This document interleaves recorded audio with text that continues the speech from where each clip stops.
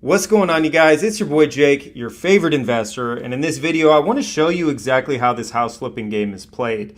Recently put a few properties under contract, bought a couple of them last week, and most people think it's this grandiose process where you have to be at the house, you have to be looking with a flashlight under the crawl space, and you have to be doing the Mary Poppins treatment of having a white glove and seeing how much dust is on the mantle. In reality, this property that I just bought, it's about 2,000 miles away. I'm never going to step foot inside. I never did step foot inside. I did all this with pictures, with calculators, with spreadsheets, and I'm going to show you the exact process step by step of what we went through over the last 10 to 12 days and how this became my asset to control with numerous exit strategies to make a profit. So first and foremost, this property came across my desk. I have a Redfin auto search where properties that have fixer-upper words in their descriptions, which is what you see down here. Fixer, lots of upside potential. This one needs all the easy things and would be easy. This one needs all the easy things and would be easy to work on. Kitchen, baths, floors are due for new, and a basic clean and paint will go a long way on this one. This one, the filter that caught this property was right here where it says fixer. Okay. So with this property, if anything comes across my desk, yeah, I like these keywords, but the first thing I'm looking at is the price, right? And not necessarily the price that they're asking. What I'm looking at is the price as far as the value is concerned when I resell the property. And the way that we figure that out, it's called an after repair value, is we run comps in the neighborhood. And I'm going to show you exactly what those comps look like for this specific property. I took a screenshot of them when I ran them. And running comps means looking at all similar properties within the neighborhood. I mean, this one's 3 beds, 2 baths. 1,092 square feet. So we want to see similar size properties, similar characteristic properties in that same neighborhood that have sold recently. And if I can get a trend from that, then I know what my property should be able to resell for once I'm done with it. And actually also, if I look at the houses that have recently sold and I have a trend on price, I can also see, what the kitchens look like, what the flooring looks like, what the exterior paint looks like. Are there any open walls? I can look at the layout of the property, and that'll tell me exactly what I need to do to get the price point that this neighborhood shows me I can get. So what I did was run comps. This is what it looks like. So this is the neighborhood. If you see my cursor right here, this property was on Ledgewood Avenue, right next to this one that says 410 grand. So I have a house that's similar size, similar characteristics, right around the block that sold for 410 grand. I have one 4 or 5 blocks away that sold for 415 grand. I have one like 3 blocks away that sold for 385. You got a couple down here on the other side of this little river thing that sold for 375, and one down here on the other side of the river thing that sold for 410. So I'm looking at these 3 main comparable properties that have sold over the last 3 or 4 months. This is what gives me an idea of what I can sell it for. So I can sell this house for 410 grand. I mean, we have a trend right there, and the one right around the block that sold most recently sold for 410. So that's my price point as well. These ones down here are just kind of supplemental. It makes sense that sometimes in another pocket that's in the same area but not in the same neighborhood, sometimes you see properties sell for a little bit less or even a little bit more. Looks like these ones are selling for about 10% less, but then over here, this one sold for right around our price point. So I'm just seeing what the flow is of the neighborhood. I'm seeing what the market reaction is to houses that are put up for sale, and this tells the whole picture. So I know I can sell this for 410. Actually, I would say 400 just to be safe, just to be conservative with it, and to give myself some room, just to see what this would look like in a worst case scenario and also what it would look like in a best case scenario. So once I have an after repair value, and in this one, I know I can sell for 410, but we'll say 400 grand. Now let's work backwards to show you what the rest of this looks like. All right, so every single property that comes across my desk, whether I'm going to wholesale it, whether I'm going to hold it as a rental, whether I'm going to flip it, like regardless of the exit strategy, it all has to go through this formula. This is called the universal formula, and it literally applies to everything. It's applied to almost 1,000 deals that I've done, most of them being flips. I'm going to show you why it's so important by running the numbers of this specific property through that formula. So remember, the first thing that we were trying to figure out was what it can resell for, the after repair value. Well, we know that it's about 410, but conservatively, just to see what happens in a worst case scenario? We're looking at 400 grand. So 400 grand, that's what we start off with. Now, I'm not a real estate agent. This house is, it's 18 states away, right? I'm never going to step foot inside of it. I need a real estate agent when I do sell it for 400 grand. I need a real estate agent to list that for me, and the buyer's probably going to have a real estate agent as well.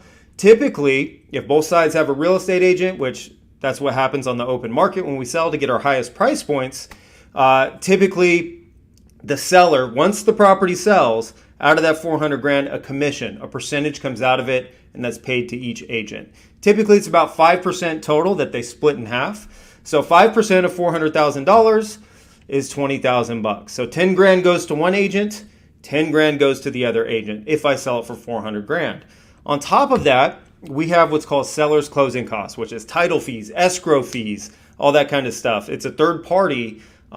Typically, it's a team of 2, 3, sometimes 4 people that coordinate things by taking ownership of the property at this point, because this is when I'm selling it, taking ownership from me, giving it to the new buyer, taking the money from the new buyer, giving it to me, and also the real estate agents, the lenders that we have involved, and so forth. So they coordinate the transaction, making sure everything's clean, making sure that it's being sold. It's called free and clear. So making sure everything's free and clear with the transaction. That's typically about 1.5%. I like to say between 1 and 2% of the transaction amount. And this, similar to realtor commissions, this is paid only if the deal goes through, and it comes out of the money that comes to us from the buyer. So if the 400 grand comes in, 20 grand, which is 5%, goes to the different real estate agents. And then another 6 grand, or 1.5% of it, goes in title fees, escrow fees, closing attorney, it's called in some areas of the country. It pays a percentage of the property taxes and makes sure there's no liens on the property. And there's actually an insurance policy on the transfer of title. It's just a third party that makes everything legit. Plan on having between 1 and 2% in closing costs. So if I sell it for 400 grand and those costs come out, then I have what I call a net revenue of $374,000. And that's what I can generate from selling the property for what it's worth based on what the market tells me, right? It's not based on my guess. It's not based on what the real estate agent's trying to convince me of. This is based, solely on comparable properties. And we saw the trend in the neighborhood. 400 grand is actually a little low, but we're doing this based on 400 grand just to make sure we're safe. Now, let's look at what they're actually asking for the property. Now we're back at the property listing. So this came up for sale for $349,500, as you can see on this listing. Now remember, our net revenue, if we could sell it for its highest price point with all new stuff in it, when it looks good, there's new kitchen, new flooring, new everything, our net revenue is 374 grand. And they're asking us to buy it the way it is for about 350 grand. That's not a deal. But I like that the first word of that description, you can see it right here, that first word says fixer. All it talks about is it needs work, okay? When I see it needs work, that means I'm going to need to invest a significant amount of money into putting it into condition to sell for top dollar. So with a house like this, it's not necessarily something that, based on the numbers, if I was to buy it at the price point that they're asking for, that's not a deal that's going to do anything good for me. But anytime a property comes across my desk, I look at what it can resell for, and then I work backwards. So it's exciting to me that there's a trend on resale value, meaning, I pretty much know what I can resell it for as long as I can get it to that condition. And in this case, the seller is asking way too much for it. Now, a lot of people in the business, they'll see something on the open market where there's an exorbitant amount that they're asking for the property. A lot of people back away from that. I love that because it means there's less competition. People are going to automatically assume that there's no wiggle room, but you don't know unless you ask. And so took this property. It had already been 40-something days on the market, and they were still asking that initial price point. And this is an area where things are selling quickly in good condition. So I had my agent send an offer for $260,000, okay? Because as you can see in the top right there, it does need a new kitchen. There's not a ton of pictures here, but we're going to go through them in a second. But property needs work. My guess at first was between $40,000 and $45,000 worth of work. So I offered 90 grand less than what they're asking, And usually I make these lower offers and I just go on to the next one and analyze one, which is what I did that day. But with this specific property, the very next morning, I had an email back that said, hey, they accepted our offer, $260,000. Okay, so I got a $90,000 discount on my contract value for this property. Let's put it back into the formula. Now, a $90,000 discount from what they're asking, that's a pretty big deal, right? And that gets me right around where I want it to be. So that's what it looks like. PP is purchase price. I'm actually going to have to spend this kind of money to acquire the property. And that's fine because there's a pretty nice amount of room as far as it relates to the after repair value on what I can resell it for. So now going in, it's under contract. I had an estimate of between $40,000 and $45,000 worth of rehab. The next point is getting bids. And by the way, we always write our offers with an inspection period. I think I had a 5-day inspection period on this one. So I started sending contractors over. I got one bid at $47,000. I got another bid at $45,000. But the third contractor, and I always get at least 3, but the third contractor, I was really interested in his bid because he's always done quick jobs for me. He's a little bit pricier compared to the other ones, but he does it more quickly, and that's always pretty helpful for me. So his bid came back at $50,000. So my bids were right in the range of $45,000 and $50,000, which is a little bit higher than what I was expecting, but $50K is what it came in at. I chose the third contractor, even though it wasn't the cheapest, because it's right in line with the others, and this guy's going to get it done pretty quickly. Okay, so $50,000 is my rehab costs. Now on top of that, we always have like $3,000 worth of closing costs when I'm purchasing a property. It's typically between 1% and 2% of the purchase price. Similar to the closing costs on the resale, it's between 1% and 2% of the transaction price. So in this one, about $3,000. And then holding costs, which is utilities, vacant property insurance, that kind of things, power, sewer, water, your insurance policy on the house. That's also usually about $3,000 for a 6-month period. So with that being said, if you add up the purchase price, the rehab costs, the closing costs, and the holding costs, that gives us a total project cost of what we need to put into the house to make it worth that $400,000 to $410,000. So the total project cost is $316,000, which means if I take what I'm getting out of the property, which is $374,000, and I subtract what we're putting into the property, which is $316,000, that gives me a true profit from the structure of this deal of $58,000. And remember, that's conservative because I underestimated my after repair value. Realistically, I should make, $68,000, maybe even closer to $70,000 if I sell it for the price point that I'm pretty certain I can sell it for. But just to be safe, we're still at $58,000. Now, here's the thing. For me, if I have a property like this, look, I've flipped almost 1,000 houses. I could fund it myself. But rather than having to take $316,000 out of my bank account to purchase, hold, renovate the property, right? Utilities and all that kind of stuff, I'd rather just get the money from a third party, make a little bit less, but not put any of my money into the actual play of the project. So let's look at the calculator to show you what that looks like once we bring a lender in and why it's still a good deal. All right, now that we're at the calculator, let's go re-enter these numbers. By the way, if you want to download the calculator, there should be a link below in the description. Pick it up. There's a tutorial on how to use it. This thing's a game changer, but it's important to know how to do it on paper so you know what you're shortcutting and how everything kind of works together. That's why we went over it on those slides earlier. So let's move my pretty little face over here. I'm starting with my after repair value. We said $400,000. Our purchase price is, which is what we got it under contract for, is $260,000.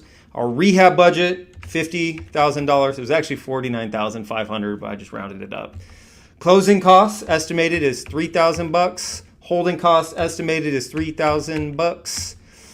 And then also, I have 5% real estate agent commissions and 1.5% in seller's closing costs. So this is everything from the universal formula here. Now, if I didn't have any lender fees associated with this, if I was using my own money,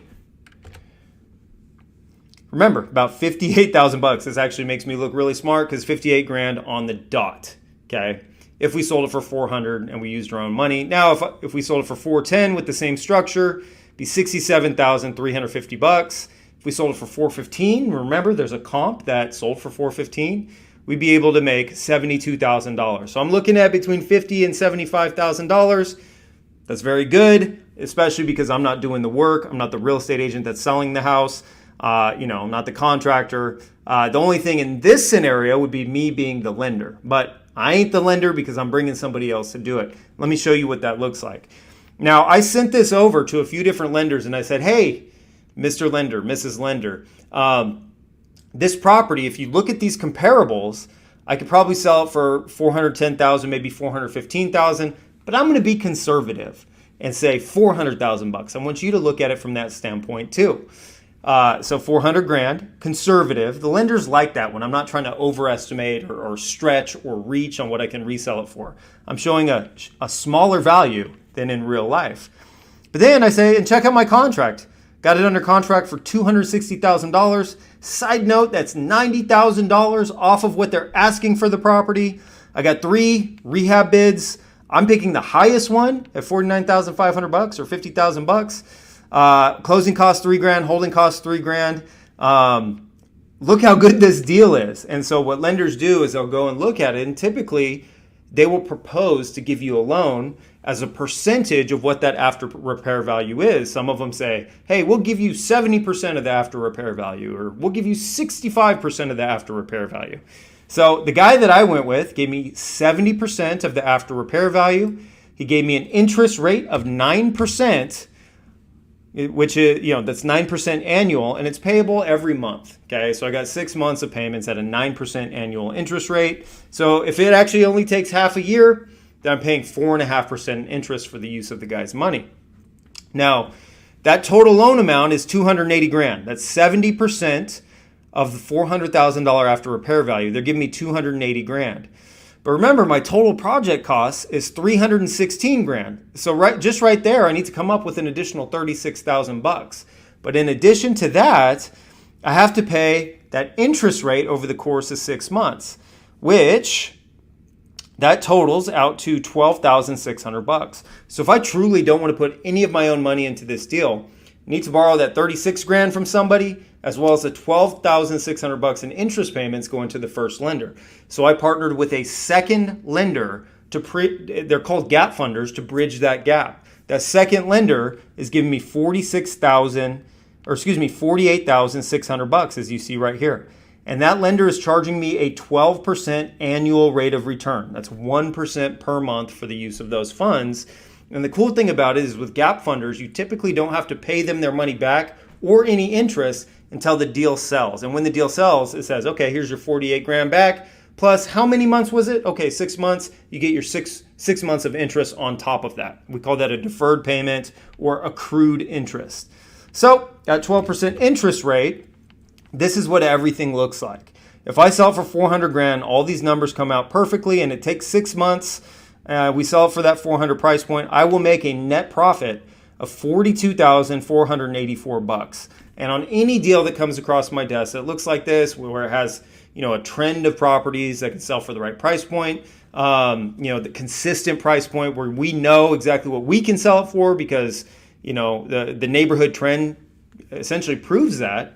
My criteria is after my lenders are paid, after the real estate agent's paid, after the contractor's paid, after the bills are paid, as long as I'm making 10% of my after repair value, which is right here. Let's see if we can get that little cursor. As long as I make 10% of that or $40,000, then it's a deal for me. And for this one, even in a conservative scenario where I'm making $42,000, or conservative scenario where we're selling it for $400,000 and not the $410,000 or $415,000 that we think we can sell it for, we're still making much more than the minimum. So this deal, it says yes, it's a go. You can download this from the link below. Actually, the link below, you can also go in and I have another little thing where I went through in depth finding a property from scratch. This was before I ever made an offer on it, putting it through this calculator, running all the analysis on it, and how I approached getting that thing under contract. So check it out. We got much more education on this. This one just came across and closed, though, last week. This is now my property using this structure. Let's take a look at the picture so you see what we're dealing with, or not only what I'm dealing with, but what the contractor is dealing with.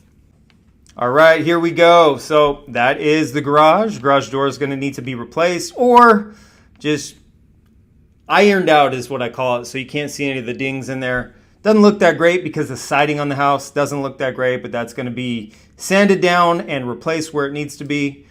It's showing that there's a little bit of damage on the exterior. That'll be fixed. They're essentially going in, the real estate agent and the contractor, or they take pictures for me on what I need to really see so I understand what's going on with this property. We're going to replace all the windows on this house too. That's the interior. That's right when you walk in. Those floors will be replaced. There's going to be new baseboard, new paint, new light fixture on here. This is the kitchen. That flooring is no longer going to be there. It's going to look nice. We're going to put new cabinets. New granite or quartz countertop, new backsplash, new appliances. So all this is going to look brand new. New bathroom. This is a 3-bedroom, 2-bathroom house. So this stuff's going to all get replaced. But these are what these types of properties look like. It looks terrible on the floor. This house has just been lived in for quite some time. Got wires over the walls. There's probably some settling issues because the contractor said it's going to take care of the foundation as well. I mean, all the rooms kind of look the same. It's dated. There's going to be new shower, new vanity, new toilet, new flooring in both bathrooms. So this thing's going to look brand new. And with properties like this, I mean, this is what we're dealing with on a regular basis. I buy typically, probably on a low month, I buy 3 during a month. If I'm really trying to push the pace, I'll maybe buy 8 or 10 of them. But it's just like this. It's always using other people's money. And once you start stacking these, you really... If you look at it from the universal formula structure, you really have multiple exit strategies. You have the flip exit strategy. In this case, it's going to be about $50,000, give or take a couple grand. If I wanted to take this contract and rather than go forward with it myself, instead, if I wanted to sell the rights to someone else, probably make 15, 20 grand off of that to somebody else that may not be using a lender and they just want to get in and make some money on the flip themselves. That's called an assignment. So just right there, because I ran my numbers with the calculator in the universal formula, I have 2 exit strategies. One that makes me about 15 grand in a lower amount of time, and one that makes me about 50 grand in a little bit longer amount of time. And if I keep doing that over and over again, if I put 8 properties under contract in a month and they all look like this in different parts of the country, I can essentially take my pick on what exit strategy I want to do. Some of them I'll do for 50 grand, some of them I'll do for 15 grand. But with 8 of them, especially in a month, that adds up. As long as you know how to coordinate numbers on a calculator or a spreadsheet, as long as you're cool with making offers, especially offers that may not be as high as the seller is asking, you do property after property after property, project after project after project. This is what we do. This is what I've been doing every day for 13 years. And I've been lucky enough to teach hundreds of thousands of people the same exact thing. If you're interested in learning from me, joining our exclusive private client groups, we have big networks of people that are putting money into each other's deals, wholesaling deals to each other, working with each other, encouraging each other. We have a full-on 30-day masterclass on how to do it, as well as a year-long coaching program. Hit the link below that says to apply. It's not for everyone. It's not free. It's only for people that really want to get in there and commit to this process. But 90% of the world's self-made millionaires created their wealth through real estate. I'm part of that stat proudly, and I'm here to spread this message forward to help as many others as possible achieve those same results. Till the next time, it's your boy Jake, your favorite investor. Happy investing.